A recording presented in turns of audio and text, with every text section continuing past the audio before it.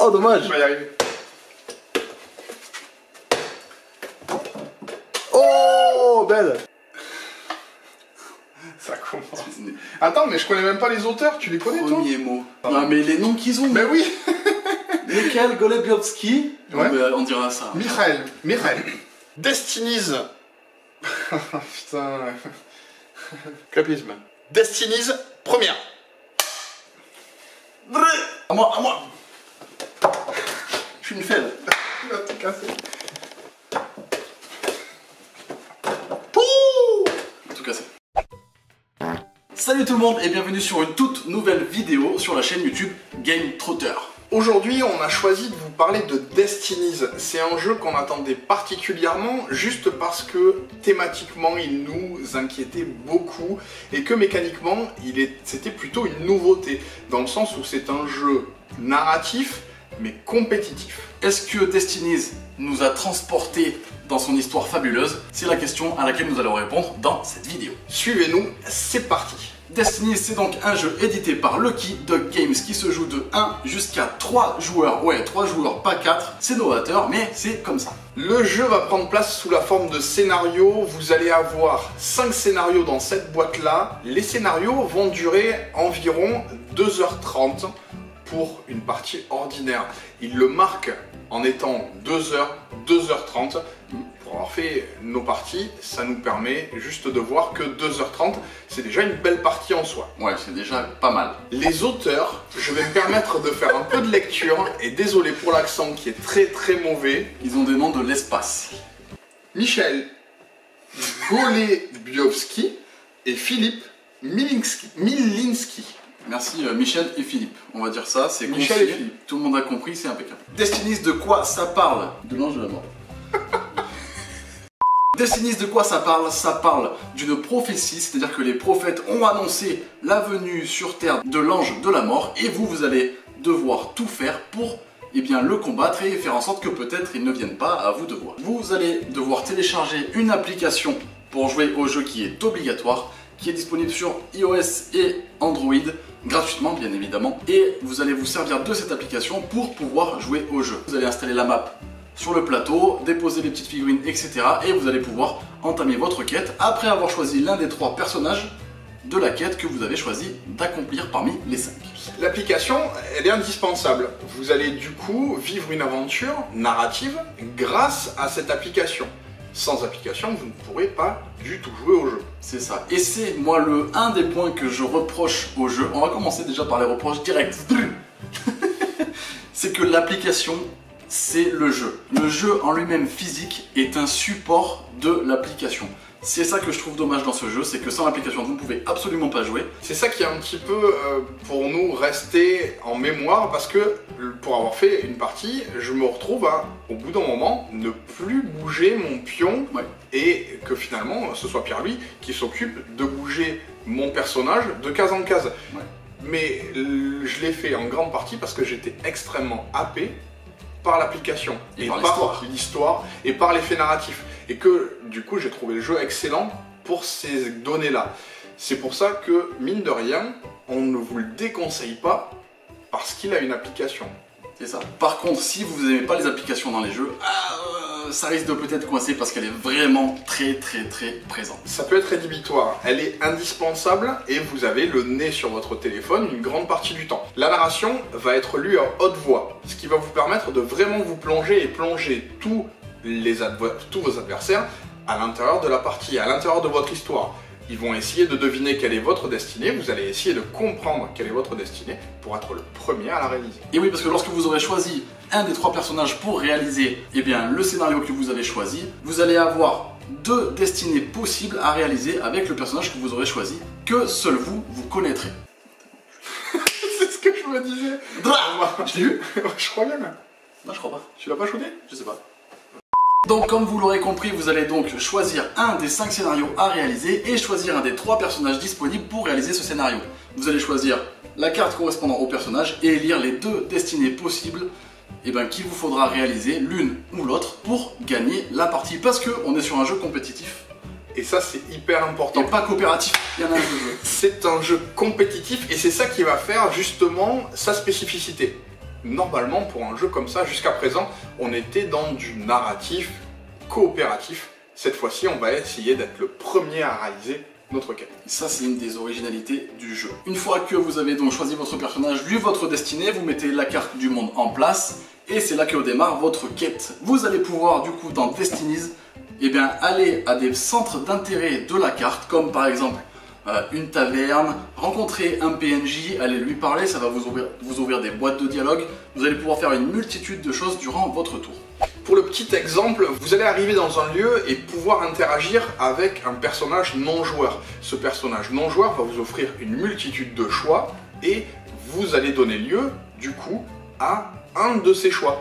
Un de ces choix va vous amener à des vérifications qui pourraient être des vérifications de lancer de dés, de caractéristiques, grâce à votre fiche personnage. C'est là qu'intervient le plateau joueur. Exactement. Vous allez avoir des compétences, ces compétences-là, pour simplifier, vous allez avoir de la force, vous allez avoir de l'intelligence et de la dextérité. C'est les trois compétences que vous allez avoir. Et sur ces compétences, vous avez différents niveaux. Et à chaque fois que vous lancez vos dés, vous allez voir combien vous avez fait de succès. Vous allez les rentrer dans l'application et suivre ce qu'il se passe par rapport à l'interaction que vous aviez choisie auparavant. Vous connaissez sûrement Chronicle of Crime, et dans Chronicle of Crime, on utilisait des objets avec des QR codes. La même technologie de scan and play est réutilisée dans Destinies, ce qui va nous permettre de potentiellement réutiliser un objet lorsque ça nous paraît utile. C'est ça, il va y avoir une multitude de choses que vous allez pouvoir faire, que vous allez pouvoir combiner, et donc ça c'est très important dans Destinies. Vous allez devoir comprendre où le jeu veut vous emmener, ce que vous allez devoir faire pour réaliser votre destinée, etc. C'est très narratif, l'histoire est vraiment très cool, on se prend au jeu mais d'une puissance phénoménale, les histoires sont folles, c'est vraiment très cool à découvrir et à jouer, et à rejouer. Et alors ça c'est une bonne question. À rejouer, on ne pense pas qu'il y a un potentiel de rejouabilité. Un petit peu comme dans Chronicle of Crime, un petit peu comme dans ce jeu d'escape. Une fois qu'on a finalement trouvé les tenants, les aboutissants, on aura du mal à le rejouer. Vous allez avoir une quête qui va vous permettre de récupérer par exemple des objets et ensuite de vous déplacer à certains endroits. Une fois que vous savez ça, vous savez finalement beaucoup trop de choses par rapport à un autre joueur qui viendrait vous accompagner dans une partie qui n'a pas eu la même expérience que vous. Quand vous allez vouloir recommencer un même scénario et reprendre un même personnage, vous allez pouvoir vous forcer à faire la seconde destinée, comme vous avez 2 destinées par personnage, à faire celle que, eh bien, au final vous ne connaissez pas, ou forcément un minimum, parce que durant votre première partie, les destinées que vous allez devoir réaliser vont se croiser, vous allez remplir des objectifs pour l'une et l'autre, donc vous connaîtrez forcément une partie de l'autre que vous n'avez pas accomplie. Donc voilà, la rejouabilité, elle est possible, mais vraiment, c'est pas ouf. Si jamais vous pensez qu'il n'y a aucune rejouabilité, considérez simplement que ce sont 5 grandes parties d'environ 3 heures. Ouais. Et déjà, vous avez un jeu qui fait 15 heures. Qui fait 15 heures pour un jeu de 50 € et pas mal de matériel à l'intérieur, des figurines qui sont aussi notamment un facteur d'immersion. Ah oui, les figurines sont incroyables. Il y en a une ribambelle. Une vraie ribambelle. Ouais, il y a énormément de figurines. Une farandole. On va faire tous les qualificatifs. Il y en a énormément, elles sont très bien fichues, très belles. Il y a des cartes vraiment de très bonne qualité, des plateaux joueurs de très bonne qualité. Tout le matériel est vraiment très cool. Les dés sont très beaux. C'est vrai. Donc le matériel est de qualité. Pour 50 €, vous en avez clairement pour votre argent. Une escape game, c'est 25 € une heure, 50 € 15 heures. La comparaison, vous avez compris. Donc non, Destiny c'est un bon investissement. La découverte des histoires et la découverte du jeu, elle est tellement incroyable que ça vaut mais largement le coup. Mécaniquement ça marche tellement bien qu'on peut déjà espérer des extensions. Des extensions existent au jeu de Kickstarter. Il suffirait de voir qu'est-ce que ça peut donner en boutique et son accueil en boutique. Le jeu sort tout début juin 2021, à voir comment il est reçu au niveau finalement du public. On vous a expliqué rapidement comment se jouer une partie de Destinies. Vous savez à peu près comment se déroulent vos tours de jeu, etc. Allez voir un centre d'intérêt, discuter avec ce que vous allez trouver, vous déplacer, etc. Ensuite, c'est au joueur suivant.